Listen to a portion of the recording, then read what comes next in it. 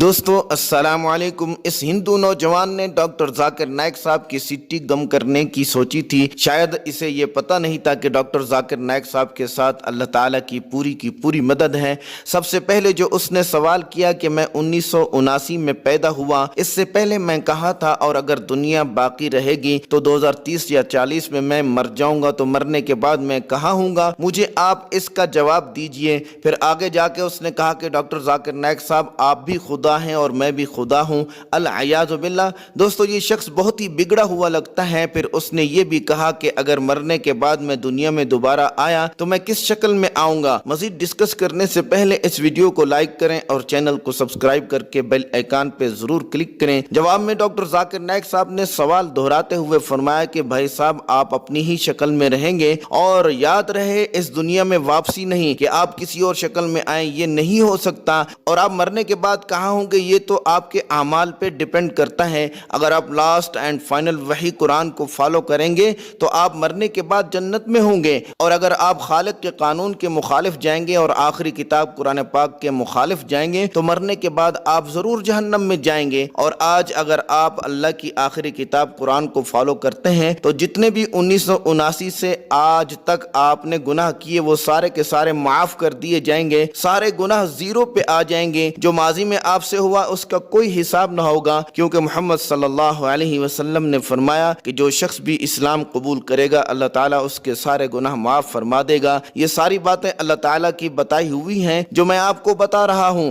لیکن آپ کو اور کسی کو بھی پتہ نہیں کہ وہ کب مر جائے گا۔ آپ نے کہا کہ 2030 تک دنیا باقی رہے گی تو ہو سکتا ہے کہ آپ زندہ ہوں، تو آپ 2029 میں مسلمان ہونے کا ارادہ رکھتے ہیں کیا؟ میرے بھائی کوئی نہیں جانتا کہ وہ کتنا جیے گا اور کب مرے گا، بلکہ کل کا بھی پتہ نہیں، اور یہ بھی پتہ نہیں کہ دنیا کب تک موجود رہے گی۔ اللہ تعالیٰ نے سورہ لقمان آیت نمبر 34 میں فرمایا کہ کسی کو بھی پتہ نہیں کہ قیامت کب آئے گی، لہٰذا اگر آپ آج سچ کو ایکسپٹ کرتے ہیں اور اپنی طاقت کے مطابق اطاعت میں زندگی گزارتے ہیں تو آپ کے بارے میں یہ اچھا گمان کیا جا سکتا ہے کہ آپ جنت میں ہوں گے۔ میں تو صرف آپ کی رہنمائی ہی کر سکتا ہوں۔ اللہ تعالیٰ نے سورہ غاشیہ میں آیت نمبر 21 میں فرمایا کہ فذکر انما انت مذکر، آپ کا کام ہے صرف یاد دہانی کرانا، اور ہدایت تو صرف اللہ تعالیٰ کے ہاتھ میں ہے۔ تو بھائی میرے مرنے کے بعد آپ جنت میں جانا چاہتے ہیں یا جہنم میں؟ تو بولا پتہ نہیں، مجھے پتہ نہیں۔ دوستو جب اللہ تعالیٰ نے عقل کے دروازے بند کر رکھے ہوں تو آدمی دیکھنے کے باوجود اندھا ہوتا ہے، تو بولا مجھے پتہ نہیں، کیونکہ دنیا ہی جنت اور جہنم ہے، ہمیں اپنی زندگی کو جنت اور جہنم بنانے کا اختیار ہے۔ تو ڈاکٹر ذاکر نائک صاحب نے فرمایا کہ ہاں یہ عارضی جنت اور جہنم ہے، جیسا کہ اللہ تعالیٰ نے قرآن میں سورہ ملک میں فرمایا آیت نمبر 2 میں کہ الذی خلق الموت والحیات لیبلوکم ایکم احسن عملا، کہ وہی اللہ ہے جس نے زندگی اور موت کو بنایا تاکہ تمہیں آزمائے کہ کون اچھے اعمال کرتا ہے۔ تو یہ دنیا ٹیسٹ کے لیے ہے۔ ہر انسان تقریباً 60 سے 70 سال زندہ رہتا ہے، اور آخرت کی زندگی ہمیشہ کی زندگی ہے۔ آپ نے کہا کہ یہ زندگی جنت اور جہنم ہے، تو میں آپ کو کہتا ہوں اگر آپ اس زندگی میں ایمان کے بغیر مزے لیں گے تو اللہ تعالیٰ قرآن پاک میں سورہ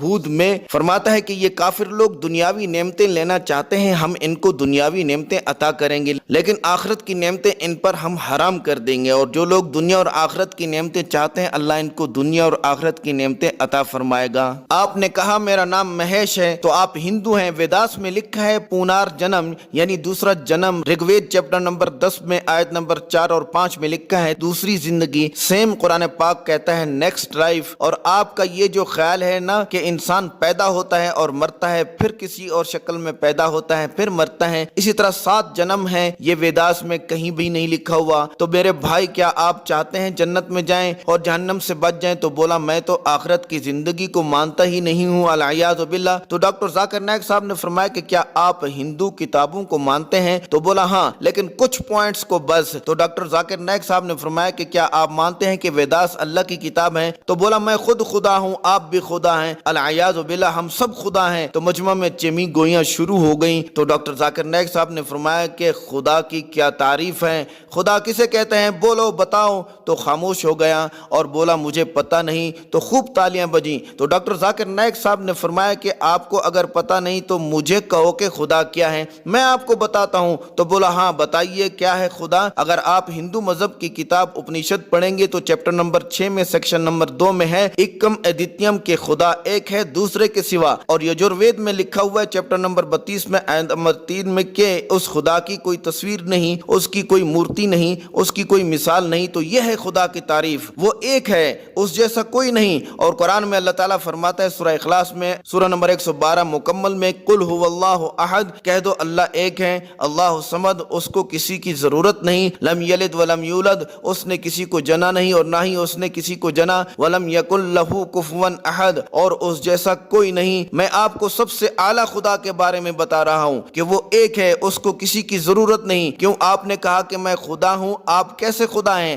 آپ کو تو کئی چیزوں کی ضرورت ہے، آپ تو ضرورت مند ہیں، تو آپ خدا کیسے ہو سکتے ہیں؟ اسی طرح اللہ تعالیٰ نہ تو اسے کسی نے جنا اور نہ ہی اس نے کسی کو جنا، آپ تو پیدا ہوئے ہوں اور آپ کے بچے بھی ہیں، آپ کے بچے بھی ہیں یا نہیں؟ تو بولا ہاں۔ تو ڈاکٹر ذاکر نائک صاحب نے فرمایا تو آپ کیسے خدا ہو سکتے ہیں؟ اللہ کی تعریف میں تو آپ داخل ہو ہی نہیں سکتے، اس بیس پہ آپ اپنے آپ کو خدا کہہ سکتے ہیں کیا؟ بولا کہ اگر آپ سوچیں تو یہ ساری باتیں ہو سکتی ہیں۔ بہت ہی زیادہ بگڑا ہوا شخص تھا یہ، تو لوگ خوب ہنسے، واقعی یہ شخص بھولا بالا ہے، اتنے دلائل کے بعد بھی وہی بات کرتا ہے۔ تو پھر بولا آپ نے کہا کہ اللہ ایک ہے، وہ بڑے خدا کے بارے میں ہے، اور میں کہہ رہا ہوں کہ میں اللہ کا ایک جز ہوں، نعوذ باللہ۔ تو ڈاکٹر ذاکر نائک صاحب نے فرمایا کہ یہ تعریف آپ کی بتائی ہوئی ہے، ویداس میں یہ بات کہیں بھی نہیں لکھی ہوئی اور نہ ہی قرآن پاک سے یہ بات ثابت ہے۔ میں آپ سے اس خدا کے بارے میں بات نہیں کر رہا جس پہ آپ بلیو کرتے ہیں، بلکہ میں تو اس خدا کے بارے میں بات کر رہا ہوں جس پہ میں ایمان رکھتا ہوں، وہ ایک ہے اور اس کا کوئی جز نہیں۔ آپ اپنے خدا کو ایک طرف رکھیں، جس خدا کی بات میں کر رہا ہوں وہ سب سے بڑا طاقتور ہے۔ کیا آپ طاقتور ہو؟ تو بولا نہیں۔ اسی وجہ سے ہم کہتے ہیں لا الہ، یعنی سارے خدا رونگ ہیں، ان کو ایک طرف رکھو، الا اللہ، سوائے اللہ کے۔ میں صحیح تعریف بتا رہا ہوں آپ کو۔ اگر آپ کو کوئی کہے کہ 2 + 2 = 5، تو اس طرح کی باتوں کو آپ الگ رکھو گے یا نہیں؟ یار کمال ہے ڈاکٹر صاحب کا کہ بندے کی حرص پہ میں بڑا حیران ہوتا ہوں کہ یہ چاہتے ہیں کہ کسی نہ کسی طرح یہ بندہ خدا کو مان جائے۔ لہٰذا پھر ڈاکٹر ذاکر نائک صاحب نے فرمایا وہ ایک ہے، اسے کسی کی ضرورت نہیں، اور نہ ہی اسے کسی نے جنا اور نہ ہی اس نے کسی کو جنا اور نہ ہی اس جیسا کوئی ہے۔ کیا آپ ان صفات والے خدا کو مانتے ہو؟ تو بولا نہ، میں اس طرح کے خدا پہ ایمان نہیں رکھتا ہوں، العیاذ باللہ۔ اللہ ہمارے آپ کے ایمان کو سلامت رکھیں، اور اللہ کتنا حلیم اور برداشت کرنے والا ہے۔ تو پھر ڈاکٹر ذاکر نائک صاحب نے فرمایا کہ یہی تو مشکل ہے نا کہ آپ حقیقی خدا پہ ایمان نہیں لاتے، اس کو خدا ماننے کے لیے تیار نہیں۔ آپ جہنم میں جانا چاہتے ہیں، میں نہیں جانا چاہتا، میں تو جنت میں جانا چاہتا ہوں اور آپ کو بھی لے کے جانا چاہتا ہوں۔ اگر ہم اپنے آپ کو خدا کہتے رہیں گے، آپ اپنے آپ کو خدا کہتے رہیں گے، تو جہنم میں جائیں گے، جنت میں نہیں۔ لہٰذا میری آپ کو درخواست ہے کہ آپ کتابیں پڑھیں، قرآن پڑھیں، ویداس پڑھیں، اپنشد پڑھیں اور علم حاصل کریں اور صحیح ترتیب پہ آئیں، پھر اکٹھے جنت میں چلے جائیں گے انشاءاللہ۔ تو بولا شکریہ دوستو، اللہ تعالیٰ نے قرآن پاک میں صاف صاف فرما دیا ہے کہ انک لا تہدی من احببت ولکن اللہ یہدی من یشاء، کہ آپ جسے چاہیں گے اسے ہدایت نہیں دے سکتے، اللہ جسے چاہتا ہے اسے ہدایت دیتا ہے۔ اور دوسری جگہ ارشاد فرمایا یہدی الیہ من اناب، ہدایت بھی اسے ملے گی جسے اللہ چاہے گا اور ہدایت دے گا، اور جو ہدایت کا طلبگار ہوگا اسے ہدایت ملے گی۔ اس طرح کے خبیث النفس لوگوں کے لیے دعا ہی کر سکتے ہیں کہ اللہ ان کو ہدایت دے، ورنہ آپ دیکھ رہے ہیں کہ ڈاکٹر ذاکر نائک صاحب نے کتنی ان کے ساتھ محنت کی، لیکن وہ بندہ ٹس سے مس نہیں ہوا اور ادھر ادھر کی مارنے لگ گیا۔ ایک بات میں آج آپ سے پوچھنا چاہتا ہوں کہ آپ کمنٹ کر کے مجھے بتائیں کہ اس طرح کے لوگوں کا کیا علاج ہے، ہمیں کیا کرنا چاہیے؟ اگر خدا نہ خواستہ اسی طرح سے اسی عقیدے سے یہ بندہ مر گیا تو ہمیشہ ہمیشہ کے لیے آگ میں جائے گا اور کبھی نہ ہی نکل سکے گا۔ دوستو بھلے ہی علماء کو ڈاکٹر ذاکر نائک صاحب سے لاکھوں اختلافات ہوں، لیکن اس بات میں کوئی اختلاف نہیں کہ اللہ نے لاکھوں ہندو ان کے ہاتھوں اسلام میں داخل کیے۔ ڈاکٹر صاحب کی کوشش کیسی تھی؟ کمنٹ کر کے بتائیں۔ شکریہ، السلام علیکم۔